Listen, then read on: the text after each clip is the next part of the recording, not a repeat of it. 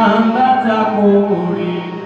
जय गज मदन सदानंद जगत जननी दामिनी स्तुति गाता आदि मदय अवसानाय अमित प्रभाव वेदु नहीं जाना भव भव विभव पराभव कारणी वेश विमोहनि समसलिहारिणी पति देवता सोऽप्यमहो